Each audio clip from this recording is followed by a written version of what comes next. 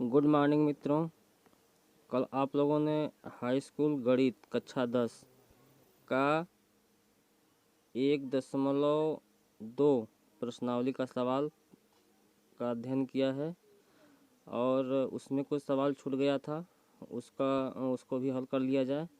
तो question number 4 लिखा गया है कि HCF 306 और 657 इक्वल टू 9 दिया है। LCM 306 और 657 ज्ञात करना है। तो कैसे ज्ञात करेंगे? तो इसके लिए देखिए, इसमें यह लिख दिया गया है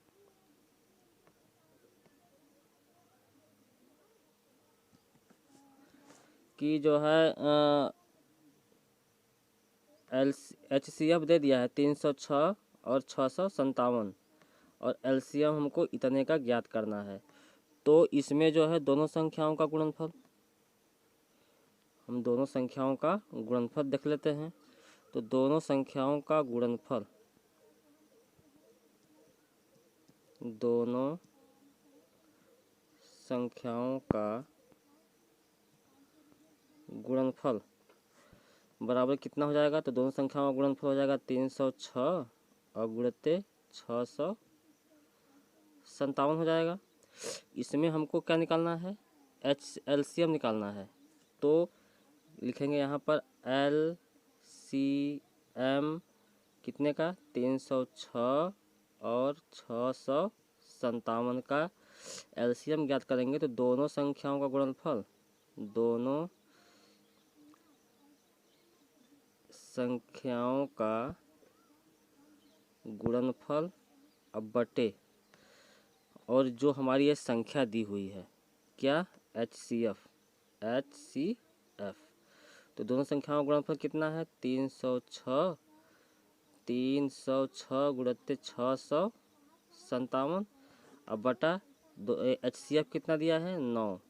तो यहाँ लिख देंगे 9।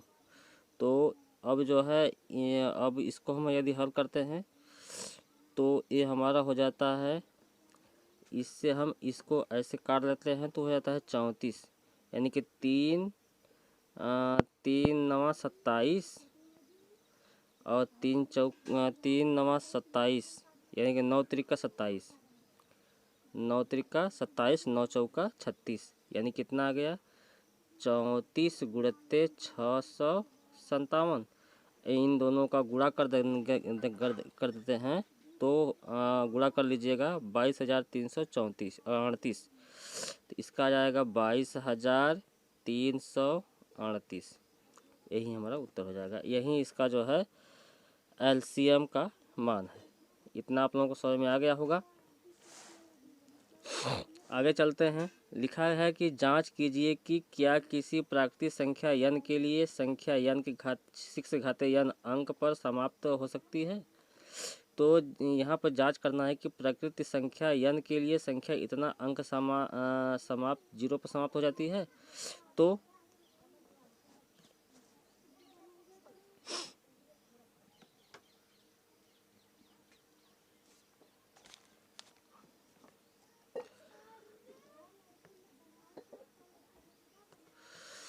तो इसमें हमें यह देखते हैं कि जो 6 का गुणज है, 6 का गुणज क्या हो सकता है? 2 गुणित 3, 2 गुणित 3, जो कि दोनों क्या है? अभाज्य संख्या है।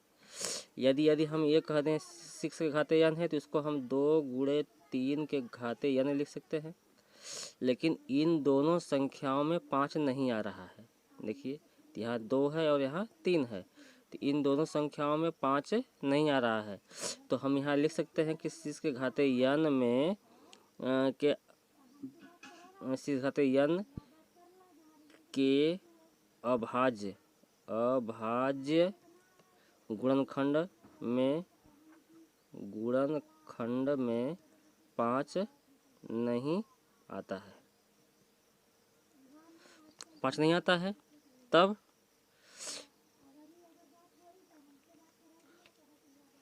जब 5 नहीं आता है तो हम यहाँ कह सकते हैं कि तब n जो संख्या है वह संख्या जो है n का अवयव नहीं है। जब अवयव नहीं है तो 6, तब जो है हम 6 के घातीय n है ना में शून्य अंक नहीं है, तब जो है हम ये कह सकते हैं कि 6 के घातीय n में शून्य पर समाप्त हो सकता है। तब 6 घातीय n में शून्य अंक पर समाप्त हो सकता है। ठीक, आप लोगों को समझ में आ गया होगा। आइए चलते हैं छठा सवाल। छठे सवाल में हम यह देख रहे हैं कि व्याख्या कीजिए कि 7 into 11 into 13 plus 13 and 7 into 6 into 5 into 4 into 3 into 2 into 1 plus 5 भाज्य संख्याएं क्यों हैं। तब तो इसमें हमको देखना है कि ए और ए दोनों जो है भाज्य संख्याएं क्यों हैं। तब क्यों हैं तो इसको हल कर लेते हैं। तो आता है 7 इंटू 11 इंटू 13 प्लस 13 लिखा है। तो इसको हम क्या कर सकते हैं, देखो 13 यहाँ है 13 यहाँ है, तो हम 13 को कॉमन ले लेते हैं। तो 7 इंटू 11 इंटू कितना हो जाएगा प्लस 1, यानी कि 13 इंटू यहाँ 77 हो जाएगा, 11 7 77 और प्लस 1 यानी कि हो जाएगा 13 गुणित 78, यानी कि इसको हम गुणा करते हैं तो हमारा हो जाता है 1014, जो कि भाज्य संख्या है, भाज्य है। ठीक, और इसी का दूसरा पॉइंट लिखा है कि 7 into 6 into 5 into 4 into 3 into 2 into 1 और प्लस 5। यदि इसमें देखें तो यहाँ 5 कॉमन ले लेते हैं।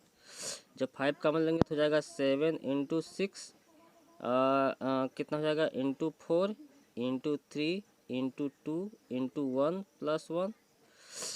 ठीक, तो ये 5 और 7 देखिए 2 3 6 चौका 24 छक्का जो भी इसका इसमें गुणा कर देंगे और उसमें एक जोड़ देते हैं, या ऐसे लिख दें तो इसका गुणा कर देंगे तो हमारा हो जाएगा 1008 आ जाएगा धन 1।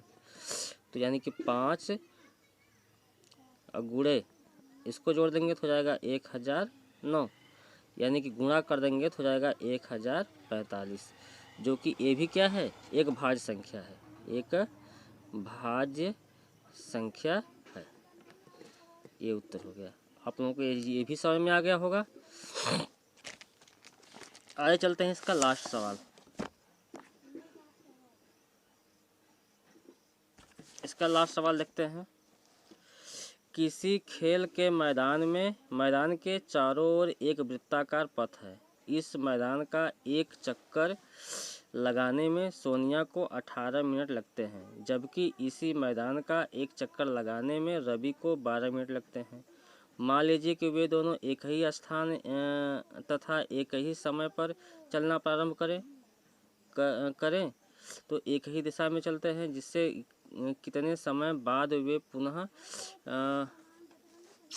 प्रारंभिक स्थान पर मिलेंगे। तो ऐसी अवस्था में क्या करेंगे, सोनिया को एक चक्कर लगाने में लगा समय, तो यहाँ इसको हल कर लेते हैं।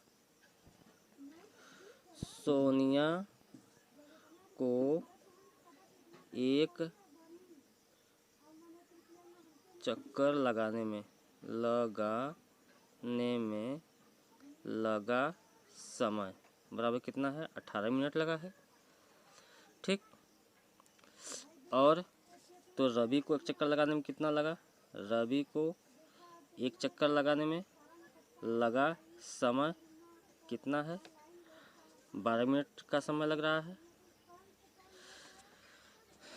तब हम इन दोनों का एलसीएम निकाल लेते हैं। तो यहाँ लिख देंगे 18 के भाज्य गुणनखंड कितना हो जाएगा, 18 का हो जाएगा 2 गुणित 3 गुणित 3, 2 3 6 का 18। और इसी प्रकार जो है हम 12 का निकाल लेते हैं। 12 के भाज्य गुणनखंड कितने हो जाएंगे?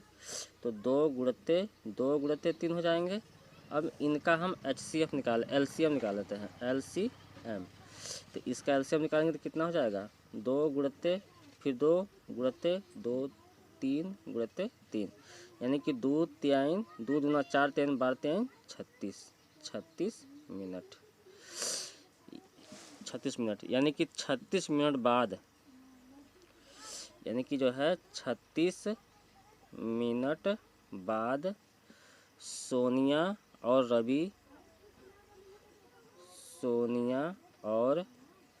रवि प्रारंभिक स्थान पर मिलेंगे। प्रारंभिक स्थान पर मिलेंगे। ये हो गया उत्तर। तो संभवतः आप लोगों को समझ में आ गया होगा। आप लोग इसका नोट्स बना लीजिए, समय से पढ़िए, घर में रहिए, चैनल को अवश्य सब्सक्राइब कर दीजिए। धन्यवाद।